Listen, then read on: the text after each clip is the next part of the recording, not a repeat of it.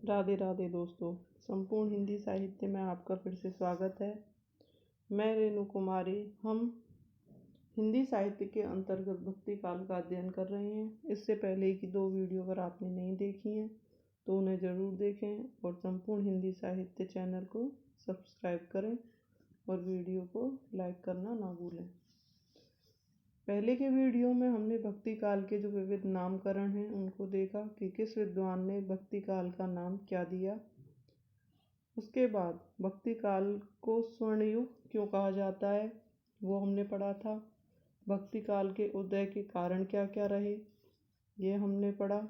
भक्ति काल का जो उदय है वह भारत में विविध क्षेत्रों में किस किस विद्वान ने किया। फिर हमने पढ़ा था कि आलवार संत और नैनार संत कौन थे और इनकी क्या विशेषताएं थीं। फिर हमने भक्ति काल का वर्गीकरण पढ़ा था, जिसमें कि हमने भक्ति काल को 2 वर्गों में बांटा था, निर्गुण भक्ति शाखा और सगुण भक्ति शाखा। जिसके निर्गुण भक्ति शाखा के अंतर्गत हम संत काव्यधारा का अध्ययन कर चुके हैं। अब हम निर्गुण भक्ति शाखा के अंतर्गत सूफी काव्यधारा को पढ़ेंगे। सूफी काव्यधारा को प्रेम मार्गी नाम दिया था राम कुमार वर्मा जी ने, और संत काव्यधारा को नाम दिया था ज्ञान मार्गी। संत काव्यधारा के प्रमुख जो संत हुए वो हुए कबीरदास, और सूफी काव्यधारा के हुए मलिक मोहम्मद जैसी। संत काव्यधारा के अंतर्गत हमने कबीरदास जी और उनके रचनाएं कौन कौन सी थी वो पढ़ी थी। कबीर से संबंधित महत्वपूर्ण पुस्तकों का अध्ययन किया। फिर दूसरे संत कवि आते हैं रैदास, जिनका कि नाम रविदास भी मिलता है। संत काव्यधारा के अंतर्गत ही हमने धर्मदास, संत सेन, संत पीपा, संत धन्ना, संत दादू दयाल, संत रज्जक, इन सबको पढ़ा। सुंदरदास, मलूकदास और गुरु नानक देव को पढ़ा और उनकी रचनाओं का अध्ययन किया। आज हम सूफी काव्यधारा के अंतर्गत, जिसको कि प्रेम मार्गी काव्यधारा भी कहा जाता है, इसका अध्ययन करेंगे। इसे प्रेम काव्यधारा या प्रेम काव्य रस आदि नामों से जाना जाता है। सूफी काव्यधारा का प्रेम पाश्चात्य है, जबकि प्रेम मार्गी काव्यधारा का प्रेम भारतीय है। जो सूफी काव्यधारा है उसको 2 भागों में बांटा गया है। प्रेम तो इसका पाश्चात्य है, जबकि प्रेम मार्गी जो काव्यधारा है उसका प्रेम भारतीय है। सूफियों का आगमन इस्लाम की कर्मकांड की प्रतिक्रिया स्वरूप हुआ। प्रेम तत्व का प्रचार प्रसार करना ही इसका उद्देश्य माना जाता है। जो सूफी काव्यधारा है उसका जो आगमन हुआ वह इस्लाम की कर्मकांड की प्रतिक्रिया के स्वरूप हुआ था, और प्रेम का प्रचार प्रसार करना ही इसका उद्देश्य माना जाता है। यह इश्क मजाजी से इश्क हकीकी की ओर चलता है, लौकिक प्रेम से अलौकिक प्रेम की ओर चलता है। इसमें नारी को परमात्मा और पुरुष को आत्मा माना जाता है। सूफी काव्यधारा के अंतर्गत नारी को तो परमात्मा माना जाता है और पुरुष को आत्मा माना जाता है, जबकि संत काव्यधारा इसके विपरीत है। संत काव्यधारा में क्या होता है, नारी को तो आत्मा माना जाता है, पुरुष को परमात्मा। आचार्य शुक्ल के अनुसार प्रेम मार्गी का आदर्श रूप सीता राम के विवाह के बाद का है, जबकि सूफी काव्य का प्रेम विवाह पूर्व स्वच्छंद प्रेम है। इसी कारण सूफी काव्य का प्रेम भारतीय प्रेम पद्धति के अनुकूल नहीं है। मतलब इसे भारतीय पद्धति के अनुसार अगर देखा जाए तो जो सूफी काव्यधारा का प्रेम है वह इसके अनुकूल नहीं पाया गया है। सूफी काव्य में अधिकतर कवि मुसलमान थे। एकमात्र महिला कवियत्री थी, उनका नाम था रविया। इनके अलावा और कोई सूफी कवियत्री इसमें नहीं है। सूफी काव्य का प्रमुख अलंकार समासोक्ति रहा। इसमें भक्ति के विविध रूप जो हैं 7 रूपों को मान्यता दी गई। भक्ति के कितने रूप इसमें माने गए? 7। कौन कौन से? अनुताप, वैराग्य, दारिद्र्य, आत्मसंयम, विश्वास, प्रेम और धैर्य। ये 7 रूप जो हैं वो भक्ति के विविध रूप माने गए हैं। सूफी काव्य धारा में ग्रंथों का नाम प्रायः नायिकाओं के नाम के आधार पर किया जाता है। मतलब जितने भी सूफी काव्य धारा के अंतर्गत जो ग्रंथ लिखे गए या जो रचनाएं की गई, उनका जो नाम है वह नायिकाओं के नाम से ही शुरू होते हैं। ईश्वर साधना के 4 मुकाम हैं। ईश्वर की जो साधनाएं हैं उसको पाने के 4 मुकाम हैं। स से शरीयत अर्थात मृत्यु या सांसारिक, त से तरीकत अर्थात पवित्रता, माँ से माफियत अर्थात ईश्वर से मिलने की क्षमता, हकी से हकीकत परमात्मा से सानिध्य। 4 मुकाम कौन कौन से हो गए? शरीयत, तरीकत, माफियत और हकीकत। ये इनको याद करने की ट्रिक हो गई। सतमा हकी, सतमा हकी ट्रिक से आप इसे याद कर सकते हैं। सूफी शब्द की उत्पत्ति कहाँ से? जो सूफी शब्द है इसकी उत्पत्ति कहाँ से हुई है ये देखेंगे। कुछ विद्वानों के अनुसार सफ से हुई है। कुछ विद्वानों का मानना है कि जो सफ शब्द है उससे सूफी शब्द की उत्पत्ति हुई है, जिसका मतलब पंक्ति या कतार है। सफ का मतलब क्या होता है? पंक्ति या कतार, एक लाइन में खड़े होना। विशेष, कयामत के दिन खुदा के सामने जो अग्रिम पंक्ति में खड़े होते हैं उन्हें सूफी कहा जाता है। मतलब सफ का मतलब क्या होता है? पंक्ति या कतार। इसी से इसका अर्थ क्या निकाला जाता है कि कयामत के दिन अर्थात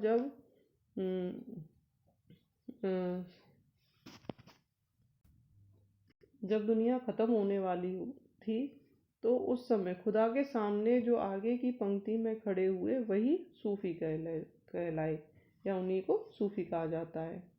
कुछ विद्वान क्या मानते हैं? कुछ विद्वानों का मानना है कि इसकी उत्पत्ति सोफिया शब्द से मानते हैं, जिसका अर्थ है ज्ञान। कुछ विद्वान सुफ़ा से मानते हैं, सुफ़ा शब्द से। सूफा एक चबूतरे का नाम है जिस पर अल्लाह का स्मरण करने वाले फकीर बैठा करते थे। कुछ लोगों का ये मानना है कि इसी से सूफी बने, सूफी कहलाए। कुछ विद्वान सफ़ा से मानते हैं। कुछ विद्वानों का मानना है कि सफ़ा शब्द से इसकी उत्पत्ति हुई है सूफी की, जिसका अर्थ है शुद्ध या पवित्र। कुछ विद्वान सोफी से मानते हैं, जिसका शाब्दिक अर्थ है ज्ञान। सोफी का अर्थ क्या है? ज्ञान। और कुछ विद्वानों का मानना है सूफ शब्द से सूफी की उत्पत्ति हुई, जिसका शाब्दिक अर्थ है ऊन। सूफ का अर्थ क्या है? ऊन। सर्वमान्य मत यही है क्योंकि सूफी संत सफ़ेद ऊन से बने हुए चोगे पहनते थे, जिससे उसका आचरण शुद्ध और पवित्र रहता था। तो अधिकतर सर्वमान्य मत क्या माना जाता है कि सूफी शब्द की उत्पत्ति किससे हुई है? सूफ शब्द से, जिसका अर्थ होता है ऊन। क्योंकि जो सूफी संत होते हैं वो सफ़ेद ऊन से बने वस्त्र ही पहना करते हैं। क्या है मसनवी शैली? मसनवी शैली क्या है? सूफी काव्यधारा की प्रधान शैली है। जो मसनवी शैली है वो सूफी काव्यधारा की प्रधान शैली मानी जाती है। इसमें सर्वप्रथम ईश वंदना, तत्पश्चात पैगंबर हजरत मोहम्मद साहब की स्तुति और फिर उसके बाद 4 मित्रों की स्तुति, फिर साहे वक्त अर्थात तत्कालीन शासन की स्तुति की जाती है। इसमें 5 चौपाइयों के बाद दोहा रखकर लेखन कार्य किया जाता है। मसनवी शैली क्या होती है? ये एक सूफी काव्यधारा की प्रधान शैली मानी गई है। इसमें क्या होता है कि सबसे पहले तो ईश्वर की वंदना की जाती है, उसके बाद पैगंबर हजरत मोहम्मद साहब की, और फिर उसके बाद 4 मित्रों की स्तुति। फिर उसके बाद की जाती है शाही वक्त, अर्थात जो उस समय के शासन में शासन कर रहा हो, अर्थात कोई राजा या सम्राट जो भी है। इसमें 5 चौपाइयों के बाद दोहा रखकर, मतलब पहले 5 चौपाइयाँ लिखी जाती हैं, फिर दोहा आता है। इस तरह से लेखन कार्य किया जाता है, तो वही मसनवी शैली कहलाती है। पद्मावत, पद्मावत कब लिखा गया? 1540 में। 1540 से पहले अधिकांशतः 5 चौपाइयों के बाद एक दोहा लगाकर लेखन कार्य किया जाता था। जब पद्मावत लिखा गया उससे पहले क्या होता था कि 5 चौपाइयों के बाद एक दोहा लिखा जाता था, लेकिन पद्मावत और उसके बाद 7 चौपाइयों के बाद दोहा लगाकर लेखन कार्य किया जाता था। पहले तो 5 के बाद दोहा आता था, और पद्मावत जो ग्रंथ आया या फिर उसके बाद के जो ग्रंथ आए उनमें 7 चौपाइयों के बाद दोहा लिखा जाता था। सूफी काव्य के प्रथम कवि कौन माने जाते हैं? तो इसमें भी मतभेद हैं। अलग अलग विद्वान अपने अपने उससे अलग अलग कवियों को प्रथम कवि मानते हैं। तो शुक्ल जी के अनुसार पहला सूफी कवि कौन है? वो है कुतुबन, 1503 में जिन्होंने रचना की। नगेंद्र के अनुसार, नगेंद्र किसे मानते हैं? असाइद को, जो कि 1370 में हुए। फिर आते हैं राम कुमार वर्मा के अनुसार, तो इनके अनुसार कौन है? मुल्ला दाऊद। गणपति चंद्रगुप्त के अनुसार असायत, और असायत किसके अनुसार थे? नगेंद्र। नगेंद्र और गणपति चंद्रगुप्त के अनुसार असायत हैं प्रथम सूफी कवि। हजारी प्रसाद द्विवेदी के अनुसार कौन है? ईश्वरदास, जो कि 1503 में हुए। सर्वमान्य तौर पर बात की जाए तो प्रथम कवि मुल्ला दाऊद माने जाते हैं, सर्वमान्य तौर पर। और मुल्ला दाऊद को किसने माना था? राम कुमार वर्मा जी ने, और सर्वमान्य तौर पर ही इन्हें माना जाता है। भारत में सूफियों का आगमन 9वीं-10वीं शताब्दी में हो गया। सूफियों का जो आगमन कब से माना जाता है? 9वीं-10वीं शताब्दी से। हिंदी साहित्य में इनका उल्लेख 14वीं शताब्दी से मिलना शुरू हो गया, जो 20वीं शताब्दी तक चला। सूफी मत का प्रचार प्रसार ख्वाजा मोइनुद्दीन चिश्ती ने किया। प्रचार प्रसार किसने किया था सूफी मत का? मोइनुद्दीन चिश्ती ने। ये सूफी है। इस्लाम जो है 2 शाखाओं में बंधा हुआ था। किसमें? सरा और बेसरा में। भारतीय सूफी जो हैं वो बेसरा शाखा के थे। कौन सी शाखा के थे भारतीय सूफी? बेसरा शाखा के। अबुल फजल ने आईने अकबरी में इस्लाम की 14 प्रमुख संप्रदायों का उल्लेख किया, जिनमें से 4-5 संप्रदाय प्रमुख हैं जिनका आगमन भारत में हुआ। अबुल फजल ने जो रचना की थी आईने अकबरी की, उसमें 14 प्रमुख संप्रदायों का उल्लेख मिलता है, पर भारत में 4-5 संप्रदायों का आगमन हुआ। पहला संप्रदाय कौन सा है उनमें से? कादरी संप्रदाय। इसके प्रवर्तक अब्दुल कादिर हैं, जो 1482 में भारत आए। इस संप्रदाय में गुलाब को संप्रदाय मानते थे, इसीलिए अपनी टोपी के नीचे गुलाब रखते थे। इन्हें हरा रंग पसंद था। ये तो बात हो गई कादरी संप्रदाय की। तो किसने की थी? अब्दुल कादिर ने। दूसरा संप्रदाय आता है सोहरावर्दी। यह बहाउद्दीन जकारिया इस संप्रदाय के प्रवर्तक माने जाते हैं। इस संप्रदाय में रोजा व नमाज पर अत्यधिक बल दिया जाता है। इस संप्रदाय में रंग बिरंगे वस्त्र पहनने को महत्व दिया जाता है। तो सोहरावर्दी जो संप्रदाय है उसके प्रवर्तक कौन माने जाते हैं? बहाउद्दीन ज़कारिया। अगला संप्रदाय आता है नक्शबंदी। नक्शबंदी ख्वाजा बहाउद्दीन इसके प्रवर्तक हैं। अफीम को इस संप्रदाय में अवैध माना जाता है। जो अफीम होता है उसे ये बहुत बुरा मानते हैं। भारत में इस संप्रदाय का प्रचार प्रसार अहमद फारूकी ने किया। भारत में किसने किया था? अहमद फारूकी ने। और वैसे जो इसके प्रवर्तक हैं नक्शबंदी के, वो ख्वाजा बहाउद्दीन माने जाते हैं। फिर आता है चिश्ती संप्रदाय।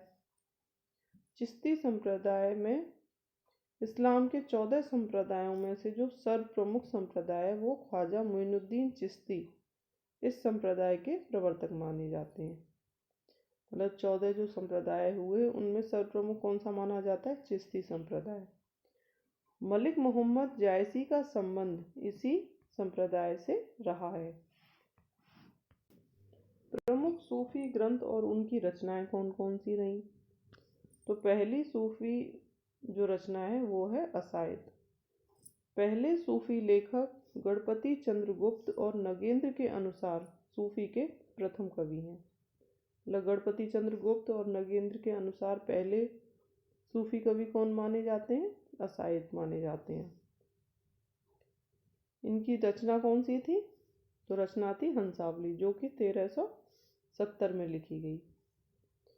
इसके नायक राजकुमार व नायिका पाटन की राजकुमारी हंसावली दोनों की प्रेम कथा का इसमें वर्णन किया गया है। विक्रम बेताल की आत्मरूपा को आधार बनाकर ये लिखा गया। इस ग्रंथ में मसनवी शैली का प्रयोग हुआ। इसकी भाषा राजस्थानी है, अवधी नहीं। मतलब ये राजस्थानी भाषा में लिखा गया ग्रंथ है। तो हंसावली कौन है इसमें? राजकुमारी थी, कहाँ की? पाटन की। तो सूफी काव्य धारा की ये विशेषता भी थी कि नायिका प्रधान ही नाम होते थे रचनाओं के, और मसनवी शैली में ही ये लिखे जाते थे। पर जो हंसावली जो रचना है वो राजस्थानी में लिखी गई, अवधी में नहीं। तो ये तो एक अलग बात हो गई। अधिकतर जो सूफी काव्य हैं वो अवधी भाषा में ही लिखे जाते हैं। और संत काव्य अधिकतर कौन सी भाषा में लिखे गए? सदुक्कड़ी या पंचमेल भाषा में। राम काव्य ब्रज में और अवधी भाषा में लिखे गए। और कृष्ण काव्य अधिकतर ब्रज भाषा में लिखे गए। ये चारों जो काव्य धाराएं, सूफी काव्य धारा, संत काव्य धारा, राम काव्य धारा और कृष्ण काव्य धारा, इनकी जो भाषाएं वो कौन कौन सी हैं ये भी पूछ ली जाती हैं। जो सूफी काव्य है वह अधिकतर अवधी भाषा में लिखा गया। संत काव्य जो है सदुक्कड़ी या पंचमेल, जिसमें कि 5 अलग अलग भाषाओं का प्रयोग किया जाता था। और राम काव्य में ब्रज और अवधी भाषा का प्रयोग किया गया, जबकि कृष्ण काव्य में ब्रज भाषा में ही ये लिखा गया। दूसरी रचना आती है मुल्ला दाऊद की। राम कुमार वर्मा व सर्वमान्य तौर पर ये सूफी काव्य धारा के प्रमुख कवि हैं। सर्वमान्य तौर पर मुल्ला दाऊद को ही प्रथम कवि माना जाता है। और इनकी जो रचना है उसका नाम है चंदायन। मुल्ला दाऊद की रचना का नाम क्या है? चंदायन, जो कि 1379 में लिखी गई। इस रचना की पूर्ण प्रति उपलब्ध नहीं है, अपितु इसके 4 संस्करण उपलब्ध होते हैं। कितने? 4 संस्करण। सन 1967 में जो संस्करण प्रकाशित हुआ उसे प्रमाणिक संस्करण माना जाता है। 4 संस्करण आए वैसे तो, पर जो 1967 में जो संस्करण आया वही प्रमाणिक माना गया। माता प्रसाद गुप्त ने इस रचना को लोर कथा या लोरिक कथा कहा। इसकी जो नायिका है वह चंदायन है, या उनका नाम चंदा भी मिलता है, और नायक जो है वो लोरिक हैं। और इसकी जो सहनायिका है उसका नाम क्या है? मैना। इस ग्रंथ में पद्मावत की भांति चंदा अलौकिक सत्ता का प्रतीक है। जो इसकी जो नायिका है चंदा या चंदायन, वो अलौकिक सत्ता का प्रतीक मानी गई हैं। ऐसे ही पद्मावती में भी था। इस ग्रंथ में सूफी काव्य धारा की मसनवी शैली का प्रयोग नहीं हुआ है। सूफी काव्य में वैसे तो मसनवी शैली का प्रयोग हुआ है, लेकिन इस ग्रंथ में जो है मसनवी शैली का प्रयोग नहीं किया गया है। किसमें? चंदायन रचना में। तीसरी रचना आती है ईश्वरदास की। हजारी प्रसाद द्विवेदी के अनुसार ये सूफी काव्य धारा के प्रथम कवि कहलाए गए। कौन? ईश्वरदास। सूफी के हिंदू कवियों में से एक दुखहरण दास ये राम काव्य व सूफी काव्य धारा दोनों में ही पढ़े जाते हैं। मतलब जो दुखहरण दास हैं वो राम काव्य धारा के अंतर्गत भी इनका नाम मिलता है, और सूफी काव्य धारा के अंतर्गत भी। इन्होंने अपने जीवन काल में 3 ग्रंथ लिखे थे। कौन कौन से थे वो 3 ग्रंथ? पहला ग्रंथ था भरत मिलाप, दूसरा था अंगद और तीसरा था सत्यवती कथा। जो भरत मिलाप है उसमें वृद्धावस्था में लिखी गई थी ये, और राम भक्तों से संबंधित है। इसमें राम भक्तों का उल्लेख किया गया है। किसमें? भरत मिलाप में। उस सत्यवती कथा जो है इसमें युवावस्था में लिखी गई थी ये। मतलब जब ईश्वरदास युवावस्था में थे तब इन्होंने ये लिखी सत्यवती कथा। और भरत मिलाप कब लिखी थी? वृद्धावस्था में लिखी थी अपने। सत्यवती कथा के नायक जो हैं वो कौन थे? राम राजकुमार ऋतुपर्ण। सत्यवती कथा के नायक का नाम पूछा जाए तो ऋतुपर्ण। ये नाम भी पूछे जाते हैं कि रचनाओं का नाम देके कि इसके नायक का नाम क्या है या नायिका का नाम क्या है। तो सत्यवती कथा के नायक का नाम क्या था? ऋतुपर्ण। और नायिका कौन थी इसकी? राजकुमारी सत्यवती। ई की मात्रा लगेगी इस पे। चौथी रचना आती है कुतुबन की। आचार्य शुक्ल जी के अनुसार सूफी के जो प्रथम कवि माने जाते हैं वो कौन माने जाते हैं? कुतुबन। शुक्ल जी के अनुसार इनकी रचना का नाम क्या है? मृगावती, जो कि 1503 में लिखी गई। खंडित प्रति ही उपलब्ध हुई है इसकी। नायक कौन थे इसके? चंद्रगिरी के राजा व राजकुमार। नायिका इसकी कौन है? मृगावती। मृगावती नाम से ये रचना लिखी गई। सहनायिका इसके में कौन है? तो वो है रुक्मणी। और भाषा है इसकी अवधी भाषा में लिखी गई रचनाएं है। यह ग्रंथ सूफी काव्य धारा की मसनवी शैली पर आधारित है। अगले कवि आते हैं मलिक मोहम्मद जायसी। सूफी काव्य धारा के प्रवर्तक माने जाते हैं ये, या कह सकते हैं प्रतिनिधि कवि कहलाते हैं। जन्म इनका 1492 ईस्वी है। ये जायस प्रदेश में के निवासी थे।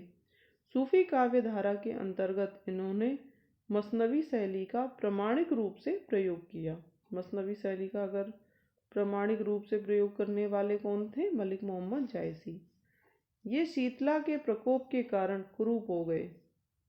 मतलब जो शीतला माता होती है, एक तरह से चेचक जो कहते हैं, उसके प्रकोप से इनका जो चेहरा है वह बहुत बिगड़ गया था, कुरूप हो गया था। इनका एक हाथ, एक नाक, एक कान चला गया था। मतलब इतनी ज़्यादा वो हो गई थी कि इनके एक एक चीज़ें बिल्कुल ख़राब हो गई थी। इस रूप को देखकर शेरशाह सूरी ने उनका मजाक उड़ाया और कहा, मोही का हसेसी, अर्थात आप मेरे ऊपर क्यों हंस रहे हो, बनाने वाले के ऊपर हंसो। जब शेरशाह सूरी ने इनका मजाक उड़ाया था तो इन्होंने ये पंक्तियां कही थी कि मोही का हसेसी, मतलब मेरे ऊपर क्यों हंसते हो, बनाने वाले के ऊपर हंसो। जायसी को तुलसीदास के बाद सर्वश्रेष्ठ कवि पद्मावत रचना के आधार पर स्थापित करने वाले आचार्य शुक्ल जी थे। जायसी को जो है, वैसे तो तुलसीदास को सर्वश्रेष्ठ कवि माना जाता है, लेकिन इनके बाद अगर कोई सर्वश्रेष्ठ कवि पूछा जाए तो वो जायसी ही माने जाते हैं। किस रचना के आधार पर? पद्मावत रचना के आधार पर। आचार्य शुक्ल जी ने रामचरितमानस व पद्मावत दोनों के बारे में कहा है। इन्होंने दोनों के बारे में क्या बात कही है कि प्रबंध के क्षेत्र में हम कह चुके हैं कि दो ही सर्वश्रेष्ठ महाकाव्य हैं। कौन कौन से? एक तो है रामचरितमानस तुलसीदास का और एक पद्मावत। तो इन्होंने इन दो ही रचनाओं को महाकाव्य की श्रेणी में रखा है। रचनाएं इनकी, तो इनकी रचनाओं में नाम आता है पद्मावत का, आखिरी कलाम, अखरावट, कन्हावत, चंपावत, इतरावत, होलीनामा और मुकरावत।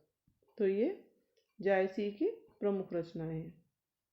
इनकी जो सर्वश्रेष्ठ रचना है उसमें नाम आता है पद्मावत का। इनकी यश और कीर्ति का आधार जो 1540 में लिखा गया, अवधी भाषा में रचित, इसका बांग्ला भाषा में अनुवाद जो है मगन ठाकुर द्वारा किया गया। बांग्ला भाषा में अनुवाद किसने किया था? मगन ठाकुर ने। लगभग 19 वर्ष में से रचना पूरी हुई। मतलब इस रचना को पूरा होने में कितना समय लगा? 19 वर्ष। शुक्ल के पद्मावत को वेद वाक्य कहा। इस ग्रंथ का प्रारंभ ईश वंदना से होता है। इसकी जो शुरुआत है कहाँ से होती है? ईश वंदना से। इसमें राजा रतनसेन व पद्मावती की कथा है। इसके दो भाग हैं।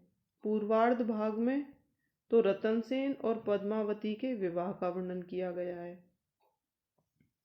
पहला जो भाग है उसमें किसका वर्णन किया गया है? रतनसेन और पद्मावती के विवाह का।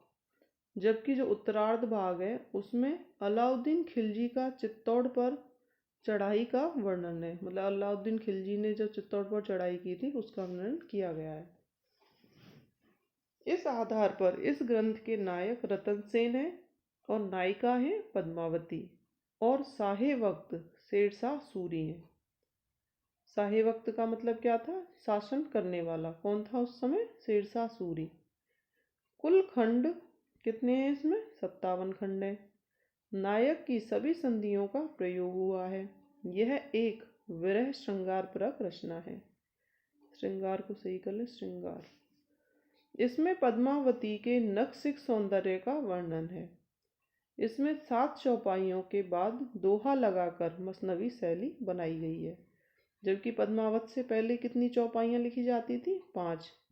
5 के बाद दोहा आता था। जबकि पद्मावत रचना के बाद से 7 चौपाइयों के बाद दोहा आने लगा। हरदेव बाहरी के अनुसार पद्मावत पर प्राकृत भाषा में रचित रत्नशेखर कथा का प्रभाव है। हरदेव बाहरी जो विद्वान हुए उन्होंने क्या माना कि पद्मावत जो रचना है उस पर रत्नशेखर की जो कथा है उसका प्रभाव मिलता है। शुक्ल जी के अनुसार नागमती के विरह में जायसी ने यद्यपि कहीं कहीं ऊहात्मक पद्धति का सहारा लिया, फिर भी इसमें अर्थ गांभीर्य बना हुआ है। बिहारी की तरह उसमें कहीं भी उछल कूद नहीं है। ये कथन किसने कहा था? शुक्ल जी ने कहा पद्मावत के बारे में। बच्चन सिंह क्या कहते हैं पद्मावत के बारे में? इनके अनुसार, बच्चन सिंह के अनुसार, मृत्यु के विरुद्ध ही जीवन का नाम पद्मावत है। मतलब मृत्यु के विरुद्ध ही जो जीवन है वो क्या है? पद्मावत। हिंदी साहित्य में 12मासा श्रृंगार का प्रारंभ आषाढ़ मास से होता है, जबकि बीसलदेव रासों में कार्तिक मास से। ये प्रश्न बहुत बार बनता है कि बीसलदेव रासों में जो श्रृंगार है, श्रृंगार का प्रारंभ है वो कार्तिक मास से होता है, और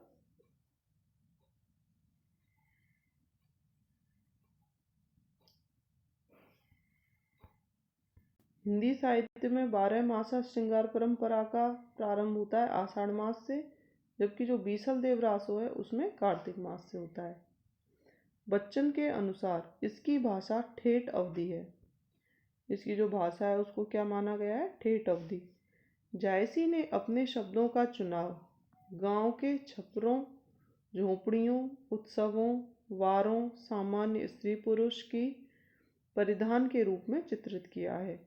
ये भी कथन किसका है? बच्चन सिंह का। जायसी के पद्मावत के प्रतीक योजना इस प्रकार है। जो पद्मावत है इसमें जो प्रतीक माना गया है, क्योंकि इसे एक प्रतीकात्मक काव्य माना गया है, तो लौकिक रूप में अगर देखा जाए तो सिंगल द्वीप जो है उसको तो मन का प्रतीक माना गया है। किसको? सिंगल द्वीप को। पद्मावती को हृदय का माना है और नागमती को संसार का। जबकि अलौकिक रूप से अगर देखा जाए तो हीरामन तोता है वो तो गुरु का प्रतीक माना गया है। अलाउद्दीन खिलजी जो है वो माया का माना है और रतन सिंह को आस्था का प्रतीक माना गया है। ये तो हो गए लौकिक जगत से संबंधित और ये हो गए अलौकिक। पद्मावत व्यंग्योक्ति है या समासोक्ति? शुक्ल के अनुसार पद्मावत समासोक्ति ही है। शुक्ल जी क्या मानते हैं कि पद्मावत जो है समासोक्ति ही है, ये व्यंग्योक्ति नहीं है, क्योंकि इसमें मुख्य रूप से भिन्न अर्थ नहीं निकल रहे हैं। जहाँ भिन्न अर्थ निकलता है वहीं तो व्यंग्योक्ति होती है, जबकि इसमें तो कहीं भी नहीं निकलता है, अपितु अर्थ का विस्तार है, मतलब अर्थ को ही विस्तार पूर्वक बताया गया है, इसलिए ये समासोक्ति है। अगली रचना आती है अखरावट। इस ग्रंथ में वर्णमाला के एक एक अक्षर को सिद्धांत निरूपण चौपाइयों के माध्यम से व्यक्त किया गया है। अगली रचना आती है आखिरी कलाम। आखिरी कलाम जो है 1528 में लिखी गई, बाबर के समय फारसी भाषा में लिखी गई। कब? 1528 में। अगले कवि आते हैं मंजन। इनकी रचना थी मधुमालती। नायक कौन थे मधुमालती के? मनोहर, और नायिका थी मधुमालती, जिनके नाम से ये ग्रंथ, इसका नाम है रचना का। कई बार पूछा गया है कि मधुमालती का जो नायक है वो कौन है, तो वो है मनोहर। इस ग्रंथ में हिंदू धर्म के पुनर्जन्मवाद को बताया गया है कि पुनर्जन्म जो है इसमें हिंदू धर्म के अंतर्गत इसमें माना गया है कि पुनर्जन्म होता है। सभी सूफी ग्रंथों में नायक को बहुपत्नीवादी दिखाया जाता है। इस दृष्टि से यह ग्रंथ अपवाद है। मतलब जो सूफी ग्रंथ हैं उनमें तो नायक को बहुपत्नीवाद दिखाया गया है, लेकिन इसमें ये अपवाद स्वरूप है, क्योंकि इसमें ऐसा नहीं है।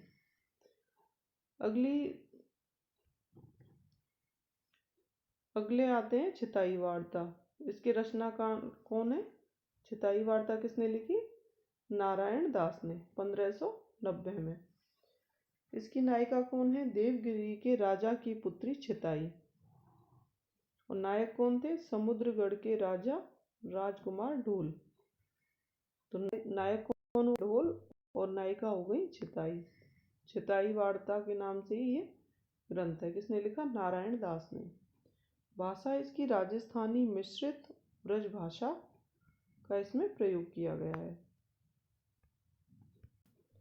अगले विद्वान आते हैं जान कवि। न्यामत अली खां जान इनका दूसरा नाम मिलता है। सूफी कवियों में सर्वाधिक ग्रंथ इन्होंने ही लिखे। सर्वाधिक ग्रंथ लिखने वाले कौन थे? जान कवि, जिनकी संख्या कितनी मानी गई है ग्रंथों की? इन्होंने 78 ग्रंथ लिखे हैं, जिनमें से 29 ग्रंथ प्रेमाख्यान परंपरा से संबंधित हैं। पहला ग्रंथ है कथा रत्नावली, जो कि 1643 में लिखा। मात्र 9 दिन में इस ग्रंथ को लिखा गया। इस ग्रंथ में राजा जगत राय के एक पुत्र मोहन व राजकुमारी रत्नावली की प्रेम कथा है।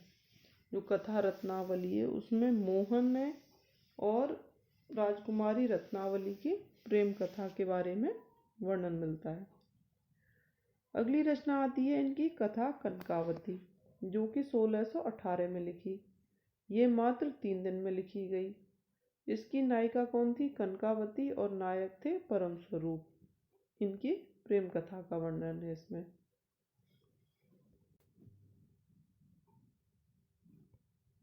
अगली रचना आती है लेले मजनू।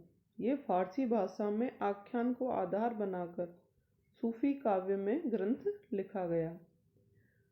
अगली रचना है नल दमयंती कथा। इसके जो नायक हैं वो तो हैं नल, और नायिका कौन है? दमयंती। अगले विद्वान आते हैं शेख नबी। इनकी रचना है ज्ञानद्वीप, जो कि 1619 ईस्वी में लिखी। इसकी नायिका हैं देवयानी और नायक हैं ज्ञानद्वीप। अगली रचना आती है नूर मोहम्मद की।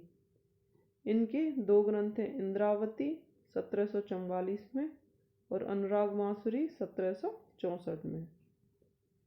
नूर मोहम्मद की ये दोनों रचनाएं बहुत इंपॉर्टेंट हैं, इंद्रावती और अनुराग बांसुरी। अनुराग बांसुरी में चौपाइयों के बीच में दोहा न रखकर बरवे छंद रखा गया है, जबकि चौपाइयों के बाद क्या आता है? दोहा। इसमें दोहा के स्थान पर क्या है? बरवे छंद का प्रयोग किया है। नायक कौन है अनुराग बांसुरी में? नायक हैं इसके राजकुमार और नायिका का नाम उल्लिखित नहीं है। अगले रचनाकार आते हैं पोहकर, जिन्होंने लिखी रस रत्न 1618 में। नायक हैं इसके राजकुमार सोम और नायिका है राजकुमारी रम्मा। अगले कवि आते हैं उस्मान, जिनका उपनाम मिलता है मानकवि। गाजीपुर के ये निवासी थे। इनकी रचना है चित्रावली, किसकी? उस्मान की, जो कि 1613 में लिखी गई। इस रचना में परमावती की भांति नगर सरोवर का चित्रण किया गया है। किसका? नगर का और सरोवर का। इन्होंने लिखा है जाकी बुद्धि हुए अधिकाय, आन कथा कहे एक बनाए। ये इसकी पंक्तियां हैं, किसकी? चित्रावली की। अर्थात मतलब क्या है इसका? इन्होंने अपने समकालीन कवियों को चुनौती देते हुए इसमें बढ़िया प्रेम कथा लिखने को कहा है। मतलब इन्होंने अपनी जो रचना है चित्रावली, इसको सबसे मतलब बढ़िया प्रेम कथा माना है, और दूसरे कवियों को ये चुनौती भी दी है कि इससे बढ़िया प्रेम कथा तुम लिख के दिखा दो। जाकी बुद्धि होए अधिकाय, आन कथा के एक बनाए। अगले विद्वान आते हैं कासिम शाह। इन्होंने लिखी हंस जवाहिर 1736 में। नायक हैं इसके हंस और नायिका हैं जवाहिर। अगले रचनाकार आते हैं शेष निसार, जिनकी रचना है यूसुफ जुलेखा, और इनका पूरा नाम क्या मिलता है शेख निसार का? गुलाम अशरफ। तो यूसुफ जुलेखा के जो नायक हैं वो कौन है? यूसुफ, और नायिका हैं जुलेखा। इन दोनों के नाम को मिलाकर ये रचना का नाम किया गया है। कवि सलोन, ये उत्तर प्रदेश के निवासी थे। इनकी रचना थी अखरावती और प्रेम चिंगारी, दो रचनाएं इनकी मिलती हैं। अगला नाम आता है ख्वाजा अहमद। इनकी रचना है नूर जहां 1905 में लिखी। नायक हैं नूर और नायिका हैं जहां, नूर जहां। इसके बाद आते हैं शेख रहीम। इनकी रचना है भाषा प्रेम रस, जो कि 1915 में लिखी। कवि नसीर, इनकी रचना है प्रेम दर्पण, जो कि 1917 में लिखी गई। तो इस तरह से ये हमने सूफी काव्य धारा के अंतर्गत आने वाले जो प्रमुख कवि हैं उनके बारे में पढ़ा और उनकी रचनाओं के बारे में। इससे आगे आने वाली वीडियो में हम सगुण भक्ति काव्य धारा के अंतर्गत जो राम काव्य धारा और कृष्ण काव्य धारा, ये भी दो भागों में बटा हुआ है, उसके बारे में अध्ययन करेंगे। आपको मेरा प्रयास कैसा लगता है ये ज़रूर बताएं, और संपूर्ण हिंदी साहित्य चैनल को सब्सक्राइब करना ना भूलें। वीडियो को लाइक करें और अपने दोस्तों में शेयर करें। धन्यवाद दोस्तों। राधे राधे।